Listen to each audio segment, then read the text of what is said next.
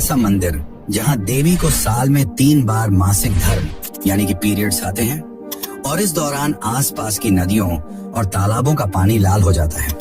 ये मंदिर भारत के बाकी देवी मंदिरों से अलग है क्योंकि यहाँ देवी की कोई मूर्ति नहीं है बल्कि उनकी योनि की पूजा की जाती है। इस मंदिर को वशीकरण, काला जादू और तंत्र मंत्र करने वाले तांत्रिकों का गढ़ माना जाता है। यहाँ हर दिन मंदिर के कपाट खुलने से पहले एक पशु की बलि दी जाती है और पहले यहाँ मानव बलि भी दी जाती थी। ऐसा माना जाता है कि आज भी यहाँ गुप्त रूप से मानव बलि दी जाती है क्योंकि 2019 में मंदिर परिसर में एक वृद्ध महिला का कटा हुआ सिर मिला था। तो क्या आज भी यहाँ मानव बलि दी जाती है?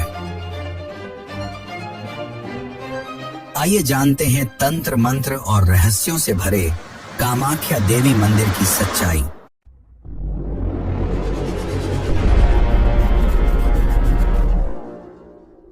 असम के गुवाहाटी में स्थित कामाख्या मंदिर 51 शक्तिपीठों में से एक है। यहाँ माता सती का योनि और गर्भभाग गिरा था। यही कारण है कि यह मंदिर 51 शक्तिपीठों में सबसे महत्वपूर्ण माना जाता है क्योंकि योनि को जीवन के सृजन और संचार का सबसे बड़ा प्रतीक माना जाता है। यहाँ माता की मूर्ति की जगह माता की योनि रूप में पूजा की जाती है और माना जाता है कि यहाँ साल में 3 दिन यानी कि अंबुबाची मेले के दौरान माता को मासिक धर्म आता है और इस दौरान ब्रह्मपुत्र नदी का पानी खून की तरह लाल हो जाता है। वैज्ञानिकों का मानना है कि मिट्टी में मौजूद लौह तत्व यानी कि आयरन ऑक्साइड की वजह से यह पानी लाल हो जाता है। पर सबसे बड़ा सवाल यह है कि आखिर यह अंबुबाची मेले के दौरान ही क्यों होता है? यह शक्तिपीठ और भी खास तब बन जाता है जब देवी 10 महाविद्याओं के साथ विराजमान होती हैं। आखिर ये 10 महाविद्याएं कौन सी हैं और इनकी ताकत क्या है? और क्यों तांत्रिक यहाँ आकर काला जादू करते हैं? आखिर क्यों माता ने अपने सबसे प्रिय तांत्रिक का सिर धड़ से अलग कर दिया? और इतिहास में ऐसा क्या हुआ कि माँ कामाख्या ने असम के राजवंश को श्राप दे दिया जिससे सदियों बाद भी उनका मंदिर में प्रवेश निषेध है? और सबसे बड़ा सवाल यह है कि मंदिर को किसने बनवाया, क्योंकि इतिहासकारों का मानना है कि इस मंदिर को 8वीं से 9वीं शताब्दी के बीच बनवाया गया था, पर हमारे धर्म ग्रंथों में तो कुछ और ही लिखा मिलता है। तो आज की इस डॉक्यूमेंट्री में हम आपको बताने वाले हैं कामाख्या मंदिर का इतिहास और इससे जुड़े कई चौंकाने वाले रहस्य जो आपके होश उड़ा देंगे, क्योंकि यह सिर्फ एक मंदिर नहीं बल्कि काले जादू की साधनाओं का गढ़ भी है जहां दूर दूर से तांत्रिक साधना करने आते हैं। तो चलिए जानते हैं इन रहस्यों को, और अगर वीडियो अच्छी लग रही है तो इसे लाइक जरूर करें।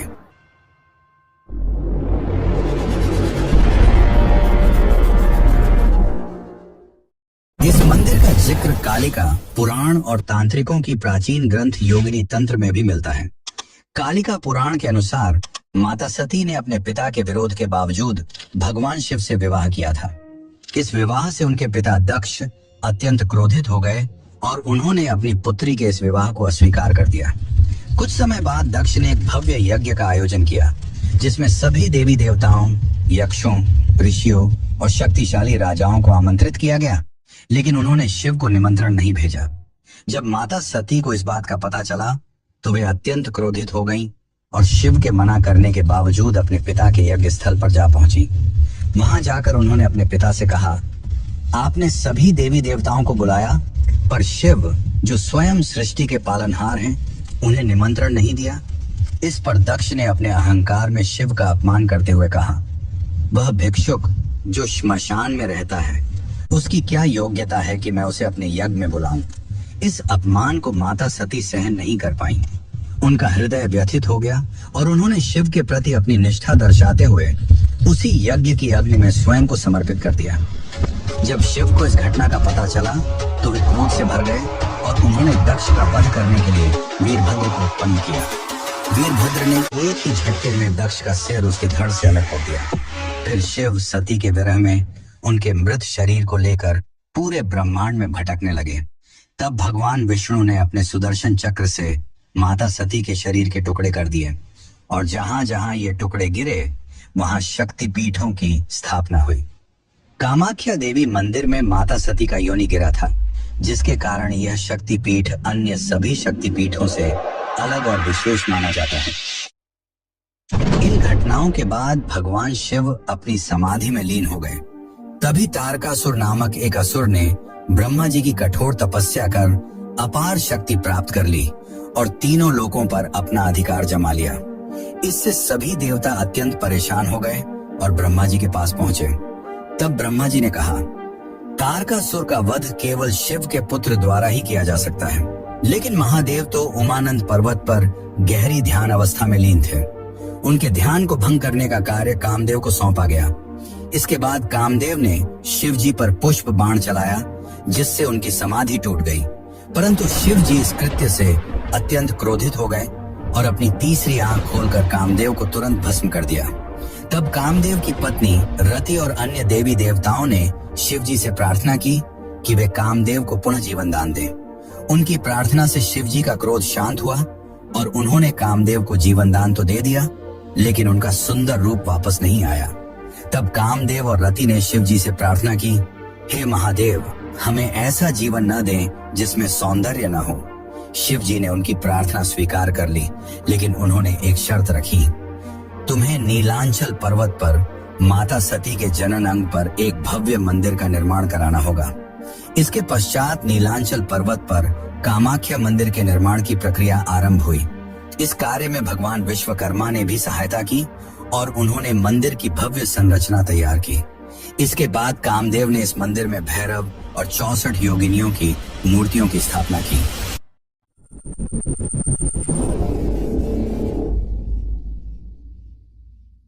वैसे दोस्तों, एक और कथा है जो काफी प्रसिद्ध है।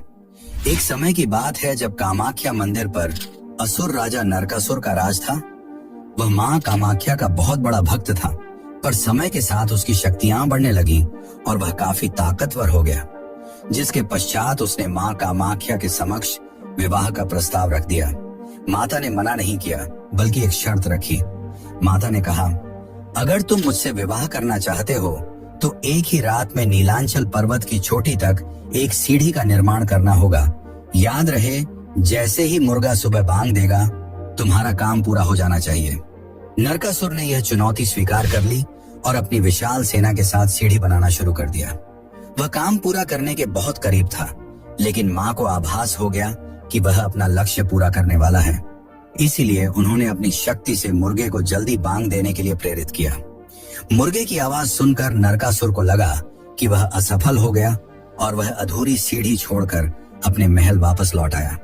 परंतु जब बाद में नरकासुर को इस बात का पता चला कि माता ने उसके साथ छल किया है, तो उसने माता की भक्ति का मार्ग बंद करने की ठान ली और इस सीढ़ी को अधूरा ही छोड़ दिया। आज भी कामाख्या जाने वाले भक्त उस अधूरी सीढ़ी को देख सकते हैं, जिसे मैखलूज पाठ कहा जाता है। और जहां पर मुर्गे ने बांग दी थी, उसी जगह पर नरकासुर ने मुर्गे को मार डाला था, जिसे आज के समय में कुकुरा काटा के नाम से जाना जाता है। इन सब के बाद एक समय महर्षि वशिष्ठ मां कामाख्या के दर्शन के लिए पहुंचे, परंतु नरकासुर ने उन्हें रोक दिया। तब महर्षि वशिष्ठ ने नरकासुर को क्रोध में कहा, तुम्हें अंदाजा नहीं कि तुम किसके सामने खड़े हो और किसका मार्ग रोक रहे हो। परंतु नरकासुर ने भी निश्चय कर लिया था कि वह माता के सारे भक्ति मार्ग बंद कर देगा, जिस कारण उसने महर्षि वशिष्ठ को भी जाने से मना कर दिया। महर्षि काफी क्रोधित हो उठे और नरकासुर को श्राप दिया, तुम्हारा वध भगवान विष्णु के अवतार द्वारा किया जाएगा और मां कामाख्या हमेशा के लिए इस क्षेत्र को छोड़कर चली जाएंगी। इसके बाद जब नरकासुर ने माता के मंदिर में देखा, तो मां कामाख्या का योनि पीठ गायब हो चुका था। कुछ समय बाद नरकासुर का वध भगवान श्री कृष्ण द्वारा किया गया, जिसके पश्चात असम के लोगों ने मां कामाख्या को वापस बुलाने के लिए महर्षि वशिष्ठ को फिर से बुलाया। महर्षि वशिष्ठ ने कहा कि अब मां की कृपा प्राप्त करने के लिए यहाँ केवल वामाचार पद्धति अपनाई जाएगी। इसी कारण आज भी कामाख्या मंदिर में वामाचार पद्धति और बलि प्रथा का प्रचलन है और हर दिन मंदिर के कपाट खुलने से पहले एक पशु की बलि दी जाती है। वैसे दोस्तों, अब तक जो हमने जाना वह सारी पौराणिक कथाएं थीं जो हमारे धर्म ग्रंथों में मिलती हैं, परंतु इतिहासकारों के अनुसार यह मंदिर 8वीं से 9वीं शताब्दी के बीच बनाया गया है। तो चलिए अब जानते हैं इसके निर्माण और विध्वंस की कहानी कि कैसे मुगलों ने इसे पूरी तरह तबाह कर दिया था। लेकिन उससे पहले वीडियो को लाइक करके चैनल को सब्सक्राइब कर लें। क्योंकि इससे हमारी काफी मदद हो जाती है। तो अब चलिए बिना समय गंवाए जानते हैं इस मंदिर का असली इतिहास।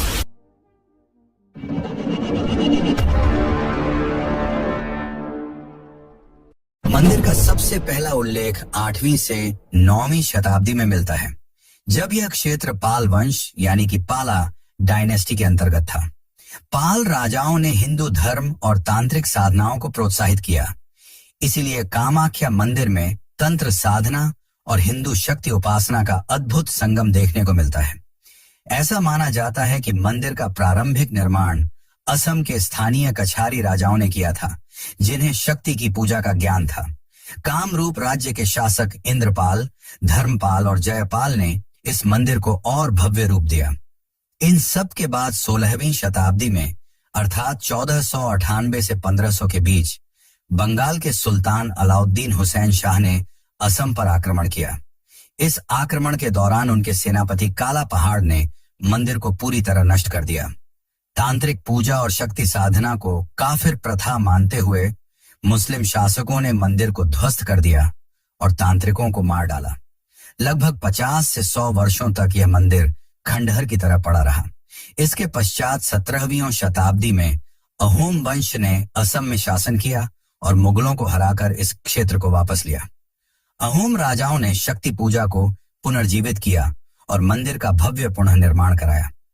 मुख्य अहोम शासकों में जिन्होंने पुनः निर्माण कराया, उनमें सबसे पहला नाम आता है राजा जयद्वाज सिंघा का, जिन्होंने मंदिर को पुनः निर्मित करने का संकल्प लिया, लेकिन किसी कारणवश वे इसे पूरा नहीं कर पाए। इसके बाद 1667 से 1670 के बीच राजा चक्रध्वज सिंघा ने मंदिर का आंशिक पुनः निर्माण कराया और इसे मजबूत बनाने के लिए स्थानीय शिल्पियों को नियुक्त किया। इन सब के पश्चात अंततः 1751 से 1769 के बीच राजा राजेश्वर सिंघा के शासनकाल में मंत्री पंथानंद गोगोई और अन्य स्थानीय वास्तुकारों ने मंदिर को पूर्ण रूप से पुनः निर्मित किया। इस बार मंदिर को बंगाल, अहोम और द्रविड़ स्थापत्य कला के मिश्रण से तैयार किया गया।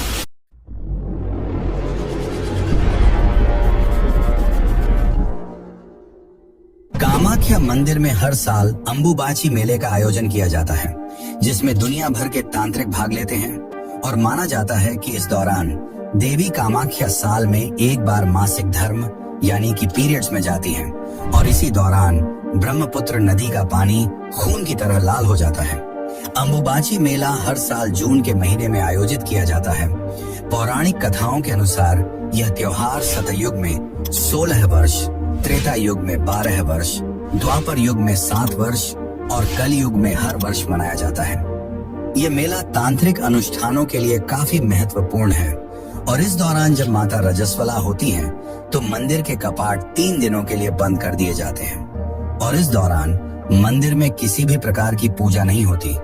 लेकिन 3 दिनों के लिए मंदिर बंद होने से पहले मंदिर के अंदर एक सफेद कपड़ा बिछा दिया जाता है और जब 3 दिन बाद कपाट खोले जाते हैं तो यह कपड़ा पूरी तरह लाल और गीला हो चुका होता है। इस कपड़े को अंबुबाची वस्त्र या रक्त वस्त्र भी कहा जाता है और इस कपड़े के छोटे छोटे टुकड़े करके भक्तों को प्रसाद के रूप में बांट दिया जाता है। अब सबसे बड़ा सवाल यह आता है कि अंबुबाची मेले के दौरान ब्रह्मपुत्र नदी का पानी लाल क्यों हो जाता है।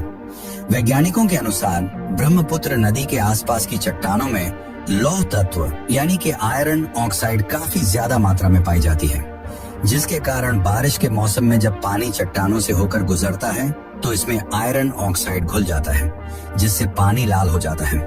पर सवाल अब भी यही है कि पानी लाल केवल इन 3 दिनों में ही क्यों होता है, जबकि असम में मानसून तो अंबुबाची मेले के पहले ही आ जाता है, लेकिन तब तो पानी लाल नहीं होता। यह कुछ और नहीं बल्कि मां कामाख्या की शक्ति है। माता कामाख्या को प्रजनन और सृजन की देवी माना जाता है और जब मेले के दौरान माता रजस्वला होती है तब पानी का रंग लाल हो जाता है। इसे देवी की शक्ति का प्रतीक माना जाता है। भक्त इस जल को पवित्र और शक्तिशाली मानते हैं और इसे प्रसाद के रूप में ग्रहण करते हैं। हिंदू धर्म में भले ही कई मंदिरों में महिलाओं के मासिक धर्म को लेकर वर्जनाएं देखने को मिलती हैं, लेकिन कामाख्या मंदिर में इसे शक्ति का स्रोत माना जाता है। इसी कारण यह मंदिर स्त्री ऊर्जा की सबसे बड़ी शक्तिपीठ कहलाता है।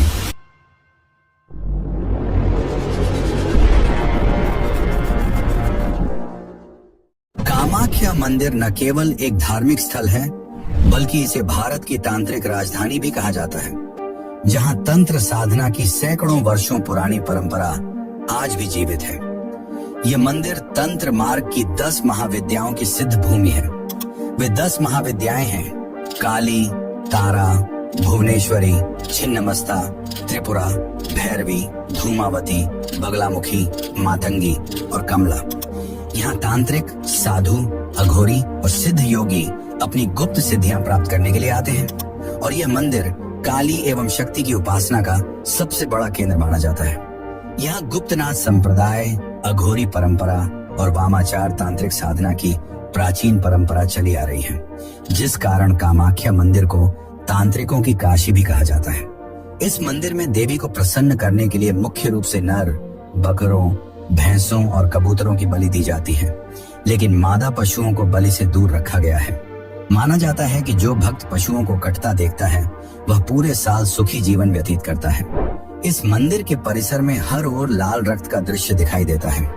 एक और अद्भुत रहस्य यह है कि मंदिर के गर्भगृह में स्थित योनि आकार के पत्थर से हर समय पानी का बहाव होता रहता है।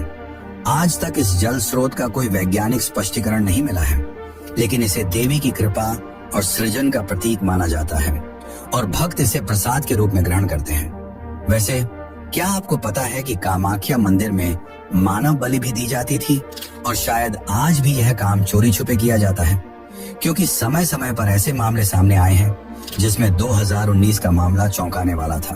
तो चलिए जानते हैं मानव बलि की असली सच्चाई। पर उससे पहले अगर आपको वीडियो अच्छी लग रही हो तो इसे लाइक करें और चैनल को सब्सक्राइब कर लें। यह आपके लिए तो फ्री है, लेकिन इससे हमारी काफी मदद हो जाती है।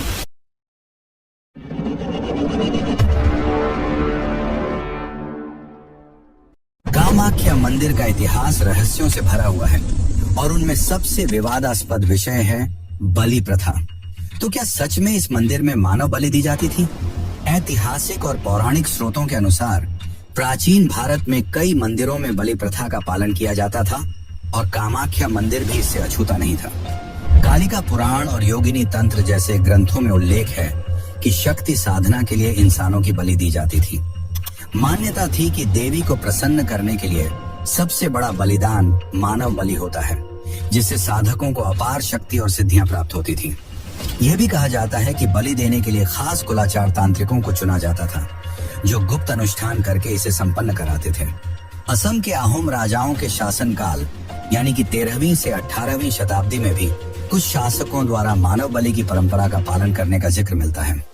1832 में ब्रिटिश अधिकारी जॉन बटलर ने अपनी रिपोर्ट में लिखा कि उन्होंने असम में कुछ मंदिरों में मानव बलि की परंपरा देखी थी, जिसमें कामाख्या मंदिर भी शामिल था।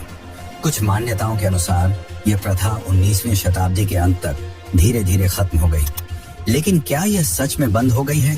क्योंकि 16 जून 2019 को कामाख्या मंदिर परिसर में जॉय दुर्गा मंदिर की सीढ़ियों पर एक 66 वर्षीय महिला का सिर कटा शव एक कंबल से ढका हुआ पाया गया था।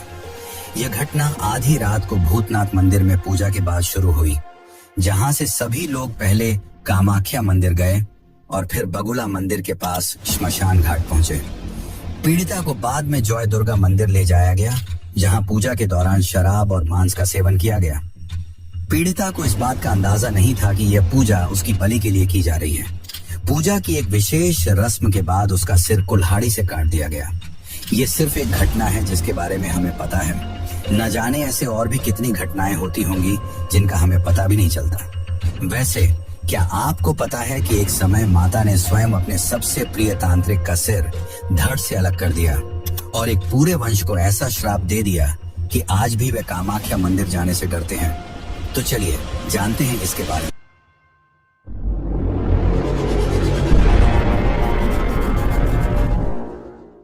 केंदुकलई नामक भक्त की भक्ति और उनके साथ घटी इस अद्भुत घटना ने कामाख्या मंदिर के इतिहास और देवी की चमत्कारी शक्तियों को नई पहचान दी।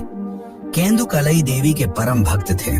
उनकी भक्ति इतनी गहरी थी कि देवी स्वयं उनकी प्रार्थना को सुनती थी और कई बार उनके सामने प्रकट होती थी। एक दिन एक दुखी माँ अपनी मृत बच्ची को लेकर केंदुकलई के पास आई। वह आशा से भरी हुई थी कि देवी की कृपा से उसकी बच्ची को जीवन मिल सके। केंदुकलई ने शुरुआत में यह कहकर मना कर दिया कि मृत व्यक्ति को पुनर्जीवित करना किसी साधारण व्यक्ति के लिए संभव नहीं है, लेकिन उस माँ की गहरी श्रद्धा और आस्था देखकर केंदुकलई ने देवी से प्रार्थना करने का निर्णय लिया।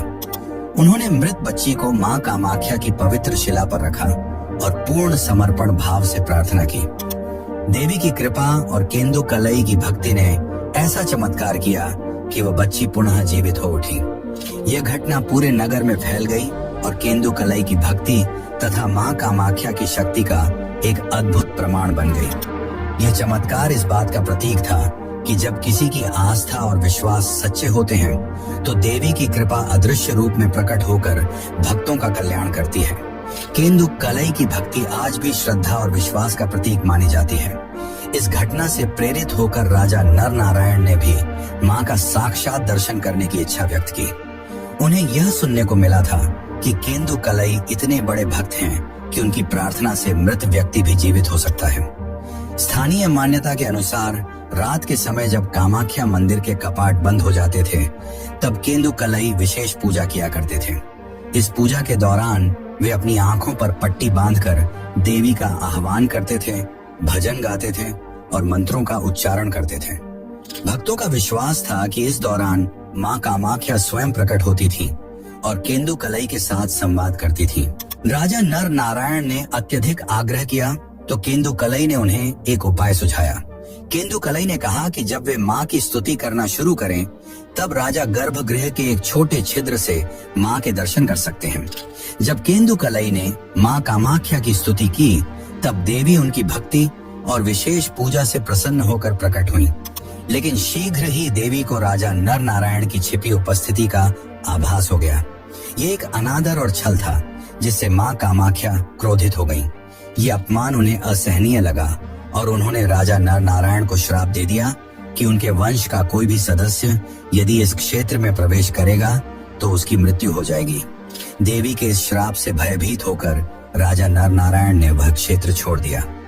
यह श्राप इतना प्रभावशाली था कि आज भी उनके वंशज कामाख्या क्षेत्र से गुजरते समय अपनी आंखें ढक लेते हैं या छत्र का उपयोग करते हैं ताकि वे गलती से भी माँ कामाख्या के दर्शन न कर लें। यह घटना केवल राजा नर नारायण तक ही सीमित नहीं रही, इसका प्रभाव केंदुकलई पर भी पड़ा। कुछ कथाओं के अनुसार देवी ने क्रोधित होकर केंदुकलई का सिर धड़ से अलग कर दिया। अन्य कथाएं कहती हैं कि माँ ने उन्हें पत्थर की मूर्ति में बदल दिया।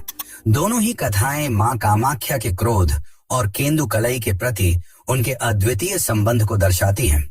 यह कथा माँ कामाख्या की अपार शक्ति और भक्तों की गहरी आस्था का प्रतीक बन गई। धरती के इस कोने में जहाँ तांत्रिकों के मंत्रों की गूंज और देवी के आशीर्वाद का प्रकाश हमेशा बना रहता है, वहाँ स्त्री की शक्ति को एक अलग ही नजरिए से देखा जाता है। यहाँ मासिक धर्म को गंदगी नहीं बल्कि सृजन की वह शक्ति माना जाता है जिससे पूरी सृष्टि चलती है। जब दुनिया के कई हिस्सों में आज भी महिलाओं को इस प्राकृतिक प्रक्रिया के दौरान अछूत समझा जाता है, कामाख्या उन्हें देवी का रूप बताकर पूछता है। अंबुबाची के उन 3 दिनों में जब मंदिर के पट बंद रहते हैं तो हवा में एक अजीब सी रहस्यमयी ऊर्जा भर जाती है। मान्यता है कि इन दिनों धरती स्वयं रजस्वला होती है। जब मंदिर फिर से खुलता है तो भक्तों के हाथों में जो लाल कपड़ा आता है वह सिर्फ एक प्रसाद नहीं बल्कि प्रकृति के उस रहस्य का प्रतीक है जिसे समाज ने सदियों से छुपाने की कोशिश की है। आधुनिक विज्ञान भी मानता है कि इस दौरान मंदिर के आसपास की मिट्टी में आयरन ऑक्साइड की मात्रा बढ़ जाती है जो पानी को लाल रंग देती है। लेकिन यहाँ की कहानी सिर्फ पूजा पाठ तक सीमित नहीं है। कामाख्या के इतिहास का एक पन्ना ऐसा भी है जिसे पलटने से आज भी लोग हिचकिचाते हैं। देवदासी प्रथा के नाम पर चली आ रही वह कुप्रथा जिसने न जाने कितनी महिलाओं के जीवन को तहस नहस कर दिया।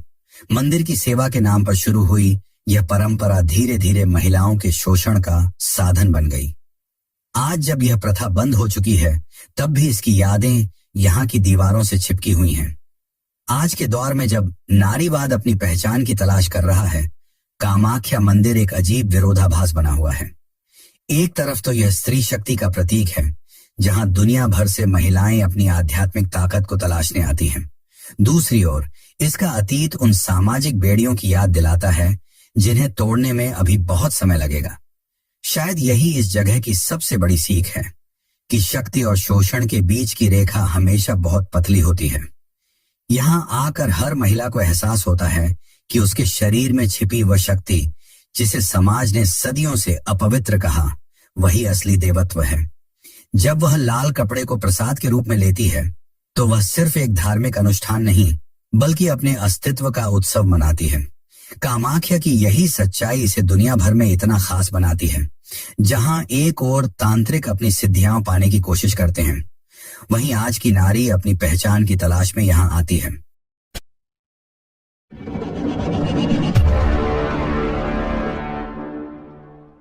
तो दोस्तों, ये कथाएं हमें इस मंदिर में माता की उपस्थिति का प्रतीक देती हैं। यह कोई साधारण मंदिर नहीं, बल्कि कई अनसुलझे रहस्यों से भरा हुआ है। अगर आप इस वीडियो को यहाँ तक देख चुके हैं, तो इसका मतलब है कि कहीं ना कहीं आप भी इस रहस्य से जुड़े हुए हैं। अब सवाल ये है, क्या आप इस दिव्य ज्ञान को दूसरों तक पहुंचाना चाहते हैं?